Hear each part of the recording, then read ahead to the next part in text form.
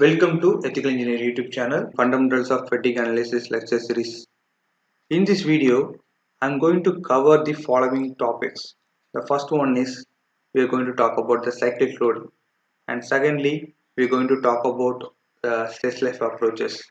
Finally, how this stress life approach is related to the SN curve and how that SN curve is plotted. So these are the things we are going to discuss in this video detailing. First, we look for cyclic loading. So in fatigue analysis, that is in fatigue definition, we have studied that the fatigue is a kind of fracture, is a failure which is due to cyclic loading. The cyclic loading, first we have to understand what is cyclic loading. So in order to understand cyclic loading, I will give some example. Consider one structure, that is one component. Now I am not applying any load into that component. For this, that is load is 0. I am going to plot a load versus time curve. For now the load is 0, so I mark at origin 0, 0. So after some time I am applying some tensile load, that is, let's say the load is 100 Newton. Now I am going to plot a graph from 0 to 100. Again I am going to remove the load, that is I am going to do unloading. Now that load becomes 0 now. Now I am going to draw from 100 to 0 in this graph. So after some time, again I am going to loading the structure. Now this time I am going to load in opposite direction, that is I am going to apply some compression load. But the magnitude is same. Let's say it's a negative 100 Newton. So I am going to change the graph from 0 to negative 100.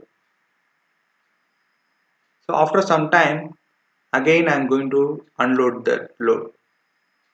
Now the load becomes 0 in this graph from minus 100 to 100.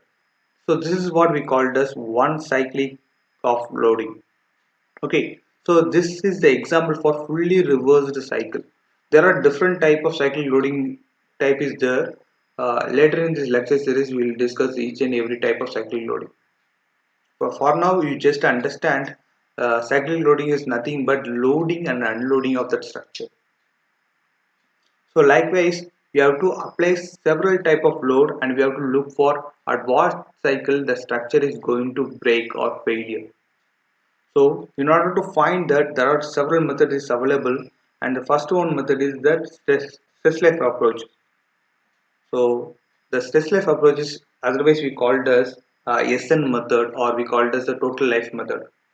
So this is that first method used to quantify the metal fatigue, and this is the method which was used for almost 100 years, and this method has some limitations, and it is applicable only if the applied stress is within the elastic range of the material, and it is not good in for the low cycle applications.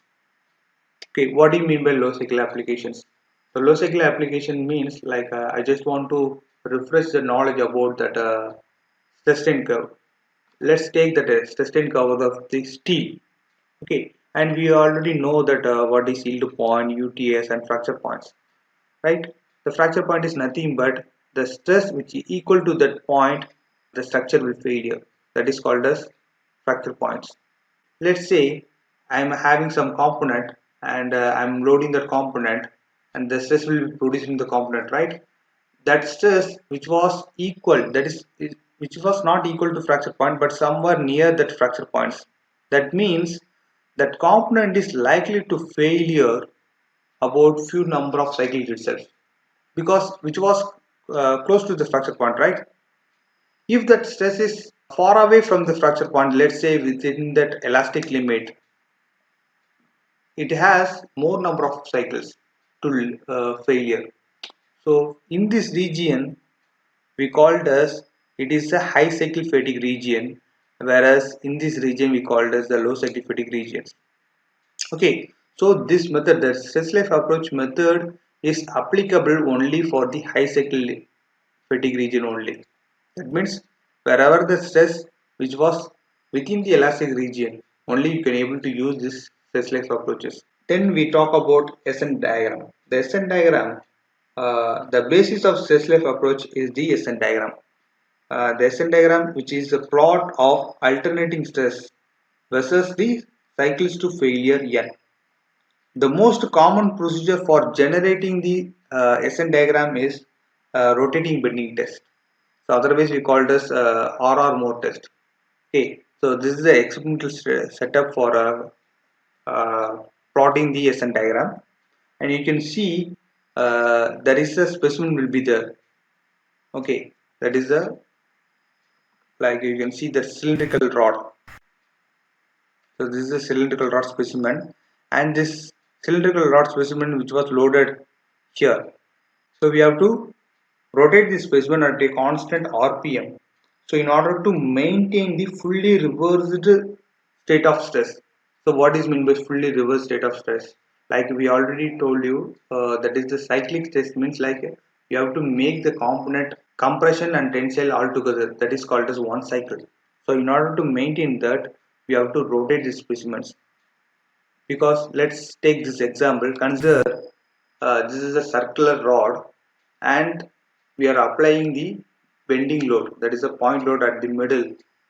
If you apply the point load at the middle, the structure will deform like that. You can see, let's take the top surface A and bottom surface I named as point B.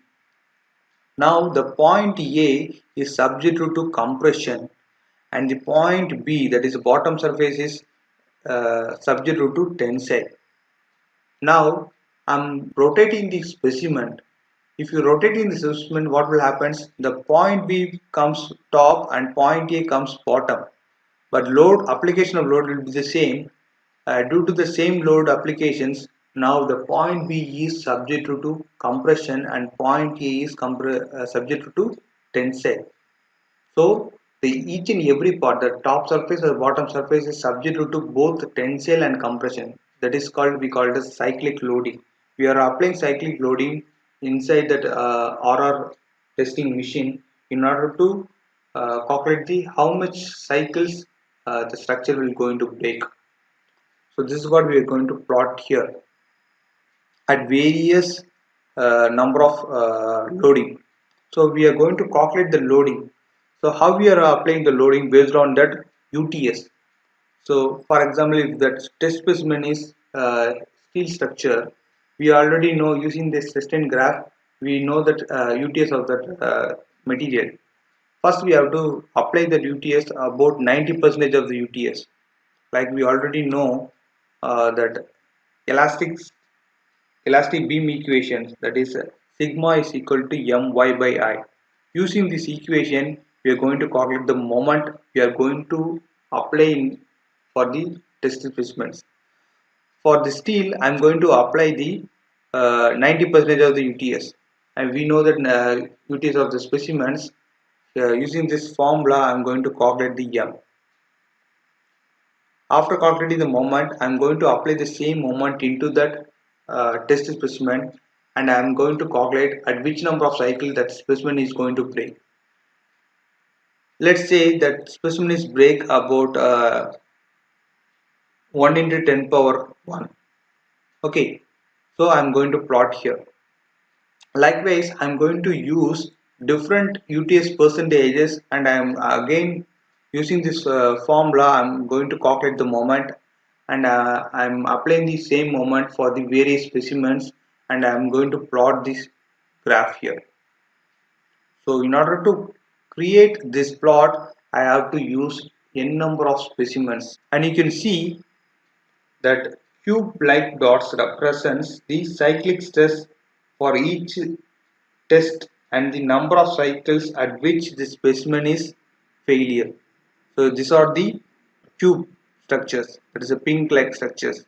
So these are the failure structures, and you can see this the structure is failure at several cycles. If you reduce the UTS percentages, the cycle will be more. And you can see that circular dot, right? This circular dot represents the stress levels and the number of cycles applied to the specimen which did not fail. So these are all the specimens is not failure. So this area we called as the endurance limit. The endurance limit means which produce the materials or the specimen which has the infinite number of life. That is called as endurance limit. So one of the major drawback of the stress life approach is that it ignores the true stress strain curve behavior. Okay, and mostly uh, for each and every material has UTS will be vary. For example, UTS of that stress steel will be 500 megapascal, and if you take that UTS of that aluminum will be 450 megapascal, and if you take that titanium of UTS means will be around 800. So if you are plotting into that normal scale means it will be very difficult. So in order to avoid that, we are using the log scale. Like we are converting the alternating stress into log scale, as well as the number of cycle also we converted into log scale. So it will be very convenient for us for plotting the SN curve. Now we come to this end of this video. If you find any useful information in this video, do like and share with your friends. And if you have any doubt, put it in the comment sections, and don't forget to subscribe this channel. Thank you.